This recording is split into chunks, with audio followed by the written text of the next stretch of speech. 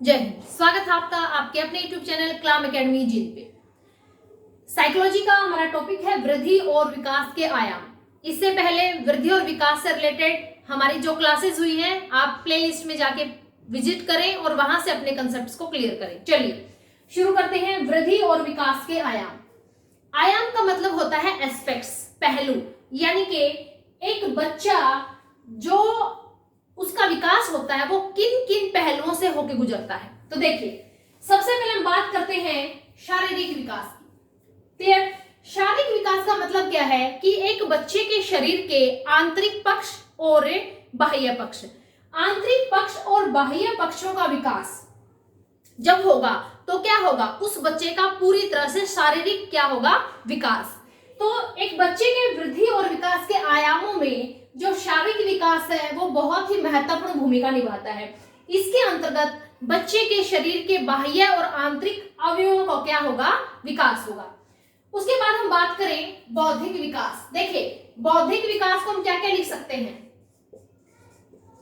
आप इसको बौद्धिक विकास बोल सकते हैं, आप इसको ज्ञानात्मक विकास बोल सकते हैं, कहीं कहीं आपको संज्ञानात्मक विकास भी लिखा मिलेगा,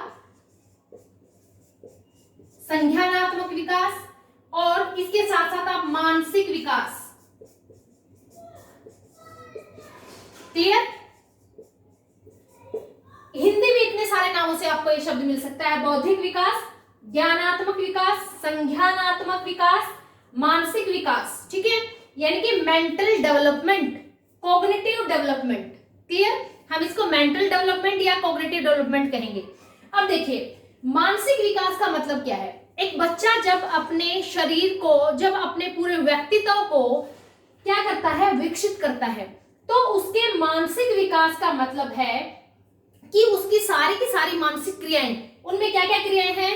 देखो एक बच्चा कल्पना करना सीख जाएगा, निरीक्षण शक्ति उसके अंदर आ जाएगी, यानी कि ऑब्जर्वेशन पावर आ जाएगी, समन शक्ति, एकाग्रता, यानी कि वो चीजों के ऊपर जो कंसंट्रेट करने लग जाएगा, संवेदना, प्रत्यक्षीकरण एवं सामान्यीकरण, यानी कि वो अपने मस्तिष्क का प्रयोग करके इन सारी मानसिक योग्यताओं को क्या कर लेगा, ग्रहण कर लेगा, और उसके द्वारा उसके व्यक्तित्व का क्या हो जाएगा, विकास हो जाएगा। तो बौद्धिक विकास जो है वो भी क्या है, वृद्धि और विकास का एक आयाम है, एक पहलू है, जिसके द्वारा बच्चा अपना क्या करता है, व्यक्तित्व का विकास करता है। उसके बाद अगर हम बात करें, उसके बाद है संवेगात्मक विकास। तो संवेगात्मक विकास का मतलब है इमोशनल डेवलपमेंट। ठीक है, तो संवेगात्मक विकास को आप और क्या बोल सकते हो, भावनात्मक, संवेगात्मक, या आप इसको बोल सकते हो भावनात्मक। क्लियर नहीं, यानी कि इमोशनल डेवलपमेंट। देखिए एक बच्चा, छोटा सा बच्चा भी अपने इमोशंस दिखाना शुरू कर देता है। कभी उसको भूख लगी है और वो चीज उसको ना मिले तो क्या करेगा, रोएगा, चिल्लाएगा, उसके आसपास जो भी चीजें हैं उनको पटक पटक के मारेगा। ठीक है, तो देखिए संवेगात्मक विकास का मतलब है कि संवेगों की उत्पत्ति बच्चे में घृणा, द्वेष, तनाव, ठीक है, और गुस्सा, प्यार, ये सारे के सारे संवेग क्या हो जाते हैं, विकसित हो जाते हैं। ठीक है, संवेगों की उत्पत्ति, उनका विकास एवं इन संवेगों के आधार पर संवेगात्मक व्यवहार का विकास, इसके माध्यम से बच्चा क्या करेगा, अपने व्यक्तित्व का विकास करेगा। ठीक है, अब संवेगों का मतलब क्या है, संवेगों का मतलब है कि किसी भी प्रकार की भावना जो हमारे अंदर उत्पन्न होती है। ठीक है, मान लो बच्चे को कोई चीज चाहिए, उसको ना मिली, ठीक है, क्या दिखाएगा, एकदम से गुस्सा दिखाएगा, और जो चीज जिसने उसको नहीं दी उसके प्रति द्वेष दिखाएगा। ठीक है, उससे मतलब नफरत सी एकदम से दिखाएगा बच्चा। ठीक है, और कोई चीज उसको मिल गई, जिसने उसको लाके दी, उसके प्रति प्यार दिखाएगा। ठीक है, तो ये सारे के सारे जो संवेग हैं वो मिलके बच्चे का क्या करेंगे, संवेगात्मक विकास। क्लियर? उसके बाद बात करते हैं नैतिक यानी कि चारित्रिक विकास की। नैतिक का मतलब होता है वो सारे मूल्य, वो सारी चीजें जिनके द्वारा व्यक्ति नैतिक मूल्यों को अपने व्यक्तित्व में धारण करता है। क्लियर? यानी कि नैतिक भावनाएं, मूल्यों तथा चरित्र संबंधी विशेषताएं। देखिए मान लो मनुष्य क्या है, एक सामाजिक प्राणी है, उसको समाज में रहना है, तो समाज से संबंधित जो भी मूल्य है, नैतिक मूल्य है, बेटा झूठ नहीं बोलनी है, ठीक है, चोरी नहीं करनी है, किसी के बड़ों के सामने जो है बुरी तरीके से पेश नहीं आना, बहुत अच्छे तरीके से व्यवहार करना है, ये सारी बातें हम बच्चों को सिखाते हैं। तो ये सारी बातें किसके अंदर आएंगी? नैतिक या चारित्रिक विकास के अंदर। ओके, नेक्स्ट बात करते हैं हम भाषात्मक विकास की। देखिए, भाषात्मक विकास का मतलब क्या है? एक बच्चा है, उसको अपने विचारों को अभिव्यक्त करने के लिए दूसरों के सामने, उसके मन में जो भी विचार उठे हैं उन विचारों को दूसरों के सामने अभिव्यक्त करने के लिए क्या चाहिए? भाषा चाहिए, ठीक है। तो भाई अब उस बच्चे को भाषा का विकास भी करना है। क्यों? क्योंकि जो जो बातें उसके मन में हैं, जो जो बातें उसको अपने मन से बाहर दूसरों के सामने संप्रेषण करना है, ठीक है, कम्युनिकेशन करना है, तो उसके लिए उसको किसकी जरूरत पड़ेगी? भाषा की। तो अब इसका मतलब है कि उसके व्यक्तित्व को डेवलप होने के लिए एक और चीज की जरूरत पड़ेगी, किसकी? भाषा की। तो धीरे धीरे बच्चा क्या करेगा? भाषा का विकास करेगा। क्लियर? उसके बाद हम बात करें सामाजिक विकास की। देखो, अभी अभी मैंने बताया कि मनुष्य क्या है? एक सामाजिक प्राणी है। जब बच्चा पैदा होता है तो वो ना ही सामाजिक होता है ना ही असामाजिक, यानी कि समाज से उसका रिलेशन नहीं होता। धीरे धीरे जब बच्चा 4-5 साल का हो जाता है तो वो सभी लोगों के साथ घुलता मिलता है। तो क्या होता है? बच्चा एक समाज के साथ इंटरेक्शन करना शुरू कर देता है, ठीक है, वो एक सामाजिक प्राणी बन जाता है। खासकर बाल्यावस्था में, यानी कि 6 साल का बच्चा जब हो जाता है, 5 से 6 साल का बच्चा, तो वो स्कूल गोइंग एज हो जाती है। स्कूल में जाएगा, मित्रों से मिलेगा, अध्यापकों से मिलेगा और बहुत सारे बच्चों से मिलेगा, यानी कि एक परिवार के दायरे से निकल के बच्चा बाहर जाता है, तो वो एक समाज, मतलब जो है समाज के साथ उसका घनिष्ठ संबंध हो जाता है। अब उसको क्या करना है? अब उस समाज के अनुसार, उसके सिद्धांतों में, समाज ने जो भी नियम बनाए हैं उन नियमों के अंदर अपने आप को ढालना है। इसका मतलब अब बच्चे को किसकी जरूरत पड़ेगी? सामाजिक विकास की, यानी कि बच्चे को अब अपना सामाजिक विकास भी करना है। क्लियर? अगर आपको समझ आ गया तो आप स्क्रीनशॉट ले सकते हैं।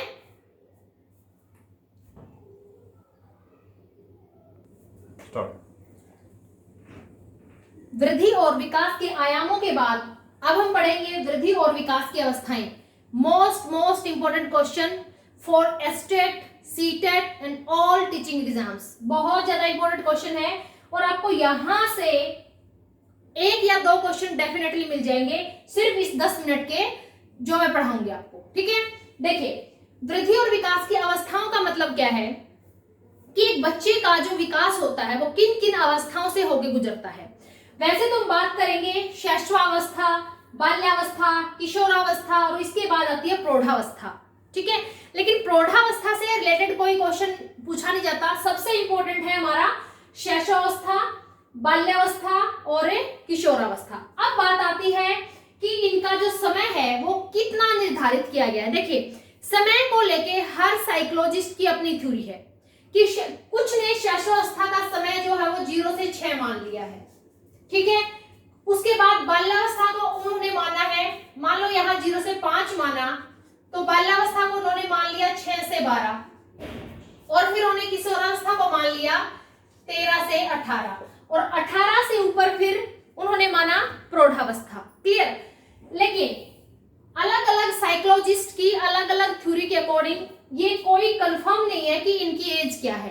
रोस महोदय के अकॉर्डिंग, हाँ, मतलब मैक्सिमम जो है रोस महोदय के अकॉर्डिंग हम इस एज को मानते हैं कि ये 5 वर्ष, ये 6 से 12 और ये 13 से 18। अब बात आती है जब हम बाल्यावस्था को 2 अवस्थाओं में डिवाइड करेंगे तो ये अवस्था जो है वो चेंज हो जाएंगी। देखिए, अब अगर शैशवावस्था को हम पूर्व शैशवावस्था और उत्तर शैशवावस्था माने तो क्या हो जाएगा? 0 से 3 पूर्व शैशवावस्था और 3 से 6 फिर उत्तर शैशवावस्था। टाइम चेंज हो जाएगा। इसी प्रकार से जब हम बाल्यावस्था को 2 भागों में बांटेंगे तो इसकी जो एज है ना वो महज 0 से 2 साल रह जाएगी। किसकी? शैशवावस्था की। 0 से 2। अगर हम इसको 2 भागों में बांटेंगे फिर पूर्व बाल्यावस्था हो जाएगी 3 से 6 और उत्तर बाल्यावस्था हो जाएगी 6 से 12। तो उसके बारे में एक बार डिटेल से हम अलग अलग साइकोलॉजिस्ट के अकॉर्डिंग डिटेल से मैं आपको लिखवा दूंगी, बता दूंगी। अब देखिए, शैशवावस्था के बारे में अगर हम बात करें, शैशवावस्था में बच्चा जब होता है तो मतलब जितना उसके शरीर का विकास होना होता है, मानसिक विकास या शारीरिक विकास? तो सबसे तेज मानसिक विकास और शारीरिक विकास किसमें होता है? शैशवावस्था में। ध्यान रहे, एक एक पॉइंट बहुत इंपॉर्टेंट है और एक एक पॉइंट आप क्लियर करते जाएंगे तो आपका क्वेश्चन कभी रॉन्ग नहीं होगा। देखिए, बालक का निर्माण काल, बिल्कुल बालक का निर्माण काल, ठीक है, यानी कि ये भावी जीवन की आधारशिला है, ये भावी जीवन की आधारशिला है। बालक का निर्माण काल शैशवावस्था, शारीरिक विकास तीव्र गति से शैशवावस्था में, मानसिक विकास तीव्र गति से शैशवावस्था में। अनुकरण की प्रवृत्ति, अनुकरण का मतलब है कि घर वाले जिस तरीके से काम कर रहे हैं, मम्मी कोई काम कर रही है तो यानी कि 0 से 5 साल तक का बच्चा उसका अनुकरण करने की कोशिश करेगा। मम्मी कपड़े धो रही है तो साथ में बैठ के कपड़े धुलवाने की कोशिश करेगा, ठीक है। मम्मी रोटी बना रही है तो वो कहेगा मुझे भी आटे की थोड़ी सी गोली दो, मैं भी रोटी बनाऊंगा, यानी कि वो अनुकरण करेगा, उसी जैसा कार्य करने की कोशिश करेगा, ठीक है। उसके बाद है जिज्ञासा की प्रवृत्ति। 0 से 5 साल तक का जो 5 साल के करीब जो बच्चा होगा वो जिज्ञासु होगा, वो आपका सारा दिन कान खाएगा, मम्मी आप ये ऐसे क्यों कर रहे हो, ये ऐसे कर रहे हो तो इसका क्या फायदा है, ठीक है, हम वहां क्यों जा रहे हैं, वहां हम जा रहे हैं तो हम किस किस से मिलेंगे। मतलब जब तक वो आपसे प्रश्न पूछता रहेगा, जब तक उसकी जिज्ञासा जो है वो शांत नहीं हो जाती, ठीक है, यानी कि वो मतलब हद से ज्यादा क्वेश्चन करेगा, ठीक है। उसके बाद बात करें आत्म प्रेम की भावना, बिल्कुल भाई, आत्म प्रेम की भावना का मतलब है कि उसको अपनी संतुष्टि से मतलब है, उसको भूख लगी है आप उसको दूध पिला दो, वो खुश है। आप उसको दूध नहीं पिलाओगे तो आप चाहे कितने परेशान हो, आपके सिर में दर्द हो रहा है, आपको बुखार हो रहा है, उसको कोई मतलब नहीं है, उसको अपनी संतुष्टि से मतलब है, क्लियर। तो इसका मतलब खुद से प्रेम करता है, उसको अपनी संतुष्टि चाहिए। उसके बाद भावी जीवन का आधार, बिल्कुल, यानी कि इसको भावी जीवन की आधारशिला बोला गया है, क्लियर, इसको शैशवावस्था को। अब बात करते हैं न्यूमैन की। न्यूमैन ने कहा है कि 5 वर्ष तक की जो अवस्था है वो शरीर तथा मस्तिष्क के लिए बड़ी ही ग्रहणशील होती है, यानी कि बच्चे का शारीरिक और मानसिक बहुत तीव्र गति से विकास किसमें होता है? शैशवावस्था में। उसके बाद वैलेंटाइन कहते हैं कि शैशवावस्था जो है वो सीखने का एक आदर्श काल है। देखिए, मतलब 5 साल तक का जो बच्चा है, 5-6 साल तक का बच्चा, देखो उसने कितनी सारी चीजें सीख ली इस थोड़े से टाइम में। उसने चलना, उठना, बैठना, घर वालों को पहचानना, बाहर वालों को पहचानना, बोलना, सुनना, मतलब पता नहीं कितनी सारी चीजें एक छोटे से बच्चे ने सीख ली है। तो ये क्या है? सीखने का आदर्श काल, यानी कि बहुत ज्यादा चीजें उसने अपने अंदर ग्रहण कर ली, ठीक है। इसी के अंदर सिगमंड फ्रायड कहते हैं कि एक बच्चे को जो कुछ भी बनना होता है वो 5 साल की उम्र तक बन जाता है। इसका मतलब ये नहीं कि 5 साल में वो आईएएस का पेपर क्लियर कर देगा ना, ऐसा नहीं। सिगमंड फ्रायड कहते हैं कि बच्चे वो हमारे हरियाणवी भाषा में नहीं कहते कि पूत के पैर पालने में दिख जाया करें, ठीक है। तो वही बात है यहाँ पे, क्या कि बच्चे को जो कुछ भी बनना होता है वो 5 साल तक बन जाता है। मतलब उस तरीके की जो उसके अंदर जिज्ञासा है वो दिखानी शुरू कर देगा। कैसे? मान लो 5-6 साल का बच्चा स्कूल में जाएगा, ठीक है। अब किसी बच्चे की पेंटिंग में बहुत ज्यादा इंटरेस्ट है तो वो सारा दिन पेंटिंग करेगा। अगर उसको आर्टिस्ट की तरफ बढ़ना है ना तो वो सारा दिन पेंटिंग करेगा। कोई बच्चा जो है वो मतलब लगे कि वो लेखक बनना है, उसको कवि बनना है, तो वो भाषा पर अपना अधिकार दिखाना शुरू करेगा। वो बच्चा पोइम रिसाइट करता रहेगा बार बार, जो भी पोइम टीचर ने उसको याद करवाई घर आके 3-3, 4-4 बार सबको सुनाएगा, ठीक है। मतलब वो जिस दिशा में उसको जाना है ना, उसका जो स्टेप है यहां से रखना शुरू कर देता है, पता चल जाता है, ठीक है। टीचर को भी पता चल जाता है, जब 2nd-3rd क्लास में बच्चा होता है ना, टीचर को भी पता चल जाता है कि ये बच्चा किस दिशा में जाएगा, कि ये बच्चा मैथ में बहुत इंटेलिजेंट है, भाई ये बच्चा तो कविता बहुत जबरदस्त सुनाता है, भाई ये बच्चा तो ना पेंटिंग बहुत अच्छी करता है। यानी कि सिगमंड फ्रायड क्या कहते हैं कि बच्चे को जो कुछ भी बनना होता है ना भविष्य में, वो 5 या 7 साल की उम्र में दिखा देता है कि उसको क्या बनना है, क्लियर। अब बात करते हैं बाल्यावस्था की। अब बाल्यावस्था में क्या होता है? 6 साल का 5 साल का बच्चा स्कूल में जाने लग जाता है। अब वो अपने घर परिवार से निकल के स्कूल में पहुंच गया। तो उसके अंदर अनोखे परिवर्तन होते हैं। अनोखे परिवर्तन का मतलब अब वो क्या समझेगा कि बहुत बड़ी, अरे मैं तो एक घर में था, छोटे से घर में, अब देख दुनिया कितनी बड़ी है, उसके कितने सारे मित्र बनेंगे, अध्यापकों के साथ इंटरेक्शन होगा, बहुत सारी चीजों को सीखेगा, सही क्या है, गलत क्या है, नैतिक मूल्यों का निर्माण, सारी चीजें अब वो सीखना शुरू कर देगा। अब सामूहिक खेलों में रुचि, अब भाई दोस्त बन गए उसके दोस्त बन गए तो समूह में खेलना शुरू कर देगा। पहले तो घर में गुड्डा गुड़िया के साथ खेलता था, अब क्या करेगा, अब उसके दोस्त बन गए, अपने दोस्तों के साथ खेलेगा, ठीक है। सामूहिक खेलों में रुचि, और उस समूह, वो जो समूह है 5-7 दोस्तों का, वो उसमें पूरा यूं दिखाता है, पूरा लीडर बन के कि भाई देखो ये नियम है और इनका ना पालन करना पड़ेगा, अगर नहीं किया ना तो तुम्हें टीम से निकाल देंगे, मतलब पूरी दादागिरी दिखाता है। जिज्ञासा की प्रबलता, देखो यहां तो है जिज्ञासा की प्रवृत्ति, वो पूछता रहेगा बार बार ऐसा क्यों किया, जब तक मम्मी डांट ना देती ना तब तक वो चुप नहीं होगा। अब यहां है जिज्ञासा की प्रबलता।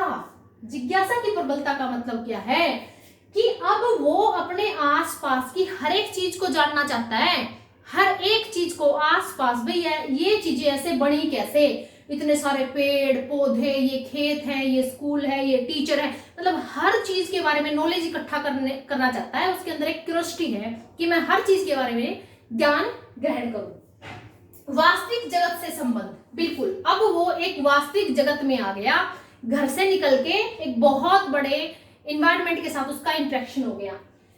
बहिर्मुखी व्यक्तित्व का विकास, अब बच्चा जब घर में था शैशवावस्था में तो वो अंतर्मुखी था, उसके लिए तो वो छोटी सी जो दुनिया है वही उसकी दुनिया थी। अब क्या, अब तो वो बहुत बड़े समाज के साथ क्या हो गया, उसका रिलेशन बन गया।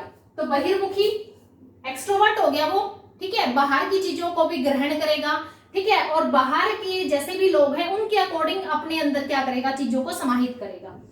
नैतिक गुणों का विकास, बिल्कुल भी देखो टीचर जाते ही सारी बातें बताएगा, बेटा किसी की चीज नहीं चुरानी, बेटा किसी से कुछ मांगना नहीं है, बेटा झूठ नहीं बोलनी है, ठीक है, बेटा अच्छे बच्चों की तरह अपने मम्मी पापा के पैर छूने हैं। तो क्या कर रहे हो, उन बच्चों के अंदर नैतिक गुणों का विकास। ओके, रचनात्मक कार्यों में आनंद, अब बच्चे क्रिएटिव हो गए हैं भाई, रचनात्मक कार्यों में आनंद आने लग गया उनको, वो अब तर्क का सहारा लेने लगे चीजों को बताने के लिए, ठीक है, कि 5 और 2 7 हैं तो 6 + 1 भी 7 होगा और 8 - 1 भी 7 होगा, ठीक है।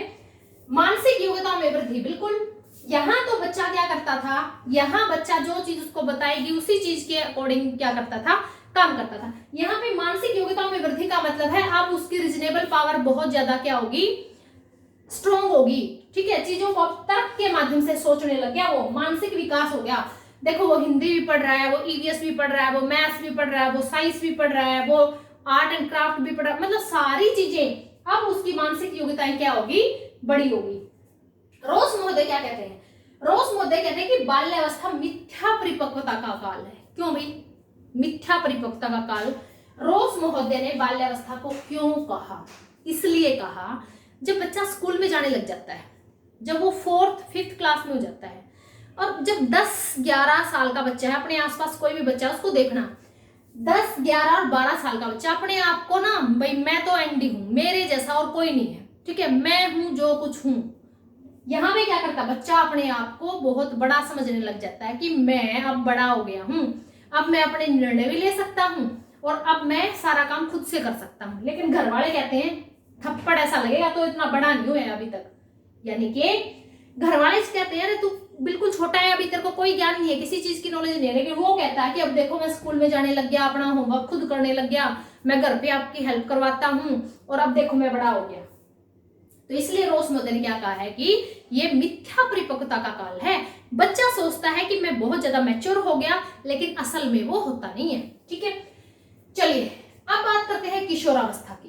सबसे ज्यादा तनाव, तूफान, संघर्ष, ख्वाब की अवस्था। भाई देखो अब बच्चा बड़ा हो गया, ठीक है, अब उसके और घर वालों के बीच में एक तनाव भी पैदा होगा, विद्रोह की भावना होगी। बच्चा कहेगा कि मैं इंडिपेंडेंट हूं, मैं अपने डिसीजन खुद से लूंगा, मैं बड़ा हो गया हूं। घर वाले कहेंगे कि तू अभी इतना बड़ा नहीं है कि तू अपने डिसीजन खुद से ले और तू सही ढंग से डिसीजन ले पाएगा, ठीक है। क्या हो गया, कॉन्फ्लिक्ट हो गया, दोनों में द्वंद्व हो गया, ठीक है। तनाव, बहुत ज्यादा तनाव क्यों होता है? क्योंकि अब बच्चे को अपने व्यवसाय की भी चिंता है कि भाई मैं समाज में एक प्रतिष्ठा के साथ किस प्रकार से जीऊं, किस प्रकार से जो मेरे लक्ष्य हैं उन तक मैं पहुंचूं, उन तक नहीं पहुंच पाया तो तनाव, ठीक है। और बीच में क्या गड़बड़ा भी जाता है, क्या गड़बड़ा जाता है कि विद्रोह की भावना परिवार वालों के साथ, समाज वालों के साथ, स्कूल वालों के साथ, कॉलेज वालों के साथ विद्रोह की भावना भी आएगी, ठीक है। शारीरिक परिवर्तन होते हैं, शरीर में बहुत ज्यादा परिवर्तन होते हैं, किसमें? किशोरावस्था में। घनिष्ठ व व्यक्तिगत मित्रता, बिल्कुल इस अवस्था में मित्रता बहुत ज्यादा घनिष्ठ होती है, एक दूसरे के लिए वो मरने मराने के लिए तैयार हो जाते हैं, ठीक है। रुचियों में परिवर्तन एवं स्थिरता, देखो शुरू में जब किशोरावस्था है तो रुचियों में परिवर्तन देखने को मिलते हैं कि भाई एक बार सोचेगा कि मैं यार बीएससी कर लूं, चलो ठीक है, ना बीएससी में इतना स्कोप नहीं है, ऐसा करता हूँ बीकॉम कर लेता हूँ, ठीक है, ना बीकॉम में भी इतना कुछ नहीं रखा, ऐसा करता हूँ बीटेक कर लेता हूँ, ठीक है। फिर उसके बाद उसको थोड़ा सा आराम से पता चलने लग जाता है कि किस दिशा में जाने से जो है वो मुझे सफलता मिलेगी, ठीक है। मानसिक विकास, यहाँ मानसिक विकास अपनी चरम सीमा पे होता है और शारीरिक विकास भी अपनी चरम सीमा पे होता है। यहाँ पर शारीरिक विकास जितना होना होता है वो हो जाता है और मानसिक विकास भी अपनी चरम सीमा पे होता है। ईश्वर व धर्म में विश्वास, बिल्कुल ईश्वर में विश्वास रखता है, अपने धर्म में विश्वास रखता है, उसके साथ साथ वो क्या करता है, किसी को अपना आदर्श मान लेता है, ठीक है, और उसी के नक्शे कदम पे चलने की कोशिश करता है। कई बार बच्चा इस अवस्था में अपराध की तरफ भी बढ़ जाता है, उसको पता नहीं होता कि क्या सही है क्या गलत है, कई बार वो गलत रास्ते पर भी चल जाता है, अपराध की प्रवृत्ति उसके अंदर भी आ जाती है, ठीक है। तो बहुत ज्यादा तनाव है, संघर्ष है, ख्वाब देखता है। कई बच्चे पता क्या होते हैं, मेहनत करने का मन नहीं करता तो क्या करेंगे, वो नींदों में सोए से ख्वाबों में भाई अब की बार तो DSSB का पेपर भी क्लियर हो गया, वाह भाई वाह, और उस जगह रोहिणी में आ गया सेंटर और वहां दिल्ली मस्त अच्छी जॉब है, ठीक है, और आंख खुली तो कहाँ, वहीं पलंग पे पड़ा है, ठीक है। तो भाई ये क्या अवस्था है, ख्वाबों की अवस्था है, दिवासापन, फैंटेसी, ठीक है, सपने लेते रहते हैं, ओके। तो ये है हमारी किशोरावस्था, क्लियर। उसके बाद आप एक बार स्क्रीनशॉट ले लीजिए। चलिए अब बात कर लेते हैं पूर्व बाल्यावस्था और उत्तर बाल्यावस्था की। देखिए मैं एक बार आपको इनकी एज के से रिलेटेड जो चीजें हैं वो ध्यान से समझा देती हूँ, ध्यान से देखना। देखिए यहाँ पे कंफ्यूजन क्या रहता है, देखो जब हम शैशवावस्था की बात करें, दो तीन चीजें यहां ध्यान से सुननी है। तो जनरली हम शैशवावस्था लेते हैं 0 से 5, क्लियर। अब अगर बात आ जाए पूर्व शैशवावस्था और उत्तर शैशवावस्था की, तो हम यहां से लेते हैं 0 से 3 और 3 से 6। ध्यान रहे, दोबारा फिर बता रही हूं, अगर शैशवावस्था की बात आए तो हम इसको जनरली 0 से 5 साल लेते हैं, ठीक है।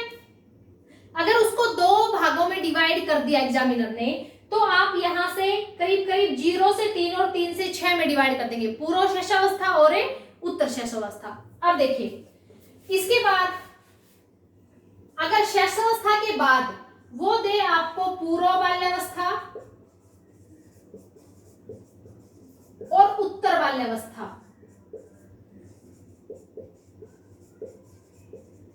तो देखिए आपको क्या करना है। देखिए जब अगर इस टाइप का कोई क्वेश्चन आ जाए, ठीक है, कि पूर्व बाल्यावस्था और उत्तर बाल्यावस्था में एज को डिवाइड कर दिया, तो हम शैशवावस्था को लेंगे 0 से 2, उसके बाद पूर्व बाल्यावस्था को लेंगे 3 से 6 और उत्तर बाल्यावस्था को लेंगे 6 से 12। ये बात ध्यान रखनी है, जब एग्जामिनर कभी भी ये पूछ ले कि पूर्व बाल्यावस्था, तो हम इसके अकॉर्डिंग उनकी एज डिवाइड करेंगे। शैशवावस्था 0 से 2, पूर्व बाल्यावस्था 3 से 6 और उत्तर बाल्यावस्था 6 से 12। अब देखिए यहां से क्वेश्चन आना मोस्ट इंपोर्टेंट है, स्टार लगा लीजिए। देखिए पूर्व बाल्यावस्था और उत्तर बाल्यावस्था कई बार क्वेश्चन पूछा गया है। पूर्व बाल्यावस्था की क्या क्या विशेषताएं है, देखो खिलौना आयु, यानी कि 0 जब 2 से 6 साल का बच्चा है, जनरली ये माना गया है कि भाई 6 साल का बच्चा स्कूल जाएगा, ठीक है। तो जब 2 से 6 साल का बच्चा वो अपने घर में खिलौनों से खेलेगा, तो खिलौना एज कई बार पूछा गया है, कौन सी है, पूर्व बाल्यावस्था। उसके बाद है विद्यालय पूर्व अवस्था, अभी वो विद्यालय में जाने थोड़ा ना लगा है, तो विद्यालय पूर्वावस्था किसको बोलेंगे? पूर्व बाल्यावस्था को।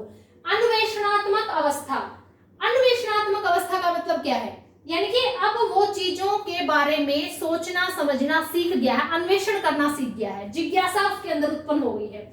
कल्पना शक्ति में तीव्र विकास, बिल्कुल बिल्कुल, पता नहीं क्या क्या बातें, क्या क्या पूछेगा आपसे, किस तरह के क्वेश्चन पूछेगा, ठीक है। तो कल्पना शक्ति का तीव्र विकास इसमें होता है। उसके बाद बात करें उत्तर बाल्यावस्था की। देखिए उत्तर बाल्यावस्था में क्या क्या आएगा? प्रारंभिक विद्यालयावस्था है, क्योंकि अब 6 साल का हो गया बच्चा, अब उसको स्कूल जाना है। तो प्रारंभिक बाल्यावस्था जो है विद्यालय की अवस्था है, नाजुक अवस्था है उत्तर बाल्यावस्था। क्यों है भाई? देखिए बच्चा घर के माहौल से निकल के स्कूल जाएगा। अब जब स्कूल जाएगा तो वो हर तरीके के बच्चे से मिलेगा। देखो ये कोई जरूरी नहीं है कि हर बच्चे को घर पे एक स्वस्थ एनवायरनमेंट मिले, ठीक है। स्वस्थ एनवायरनमेंट ना मिले, स्वस्थ पर्यावरण ना मिले तो बच्चे में क्या हो जाएगी? कुछ गलत आदतें विकसित हो जाती हैं। चोरी करना है, झूठ बोलना है, किसी को मारना है, पीटना है, कुछ गलत आदतें जो है विकसित हो जाती हैं। तो अब वो बच्चा उन सब बच्चों के संपर्क में आएगा तो नाजुक अवस्था इसलिए क्योंकि उसको समझ नहीं है अभी, तो वहां से वो गलत चीजों को भी अपने अंदर समाहित कर सकता है। गिरोह, गैंग एज, कई बार प्रश्न आया है, ठीक है। गिरोह की अवस्था, गैंग एज, अब वो स्कूल में जाने लग गया, अब उसके मित्र मंडली बन गई है, 4-5 मिलके, उसके साथ मत बोलना तू, और तू उसके साथ मत बोलना, अपनी ये टोली है, हम सब ये दोस्त हैं, ठीक है। तो इस तरीके की बात आएगी। तो गैंग एज कौन सी हो जाएगी? उत्तर बाल्यावस्था। उसके बाद संग्रह की प्रवृत्ति, आपने देखा होगा बच्चे क्या करते हैं, 6, 7, 8 साल के बच्चे माचिस के जो ताश है उनकी गड्डियां बना बना के रखेंगे, कंचे रखेंगे, अच्छा जो शंख से होते हैं ना, जो इसमें मिलते हैं रेती वगैरह में, वो इकट्ठे करेंगे, ठीक है। चूड़ियां इकट्ठी करेंगे टूटी फूटी हुई, मतलब पता नहीं क्या क्या चीजें, वो सारी चीजें इकट्ठी करते रहते हैं, ठीक है। बहिर्मुखी प्रवृत्ति, बिल्कुल, अब वो एक्सट्रोवर्ट हो गया, वो बाहर की सारी मतलब अपने जो उसका व्यवहार है उसको क्या करता है, सबके साथ है, मतलब अपनी बातों को साझा करने लग गया। चिंतन में उत्कर्मणीयता, उत्कर्मणीयता मतलब है रिवर्सिबिलिटी, रिवर्सिबिलिटी, यानी कि यहां तो आपने अगर बच्चे को बताया कि बेटा 2 + 4 6 होते हैं और 5 + 1 6 होते हैं, आपने बताया, तो अब देखो वो अब ये सोचेगा कि 2 + 4 भी 6 और 5 + 1 भी 6, ऐसा थोड़ा ना होता है, एक चीज 2 के बराबर थोड़ी ना होगी, वो सोचेगा। लेकिन यहाँ बच्चे को पता चल गया कि 2 + 4 6 है, ये भी सही है, और 7 - 1 ये भी सही है, और 8 - 2 ये भी सही है, ठीक है। तो यहाँ उसके अंदर क्या है, उत्कर्मणीयता उत्पन्न होगी, यानी कि रिवर्सिबिलिटी, उन चीजों को उल्टा पुल्टा करके भी वो बता सकता है, यानी कि कल्पना शक्ति का भी विकास हो गया, ठीक है। अब भाई ब्लेयर, जोन्स व सिम्पसन, मैं ये जो मोस्ट इंपोर्टेंट जो भी परिभाषाएं हैं वो इसलिए लिखती हूँ बोर्ड पे, ताकि आप 1-2 बार जब वीडियो को देखो तो ये चीजें आपको याद हो जाए, और पूछी जाती है हमेशा एग्जाम में, ठीक है। तो ब्लेयर, जोन्स व सिम्पसन, ब्लेयर, जोन्स व सिम्पसन ने कहा है कि बाल्यावस्था से महत्वपूर्ण कोई भी अवस्था नहीं है, ठीक है। किसने कहा है? ब्लेयर, जोन्स और सिम्पसन ने, क्लियर। तो आज हमने वृद्धि और विकास से रिलेटेड जो भी वृद्धि और विकास की अवस्थाएं हैं और वृद्धि और विकास के आयाम, दोनों चीजों को बिल्कुल डिटेल से एक ही वीडियो में मैंने आपको पढ़ा दिया है, एक ही क्लास में हमने इन चीजों को कवर कर लिया है। अगर इससे रिलेटेड पीछे की बातें आपने नहीं पढ़ी हैं तो आप पीछे की क्लासेस को देखिए, प्लेलिस्ट में विजिट कीजिए। Thank you.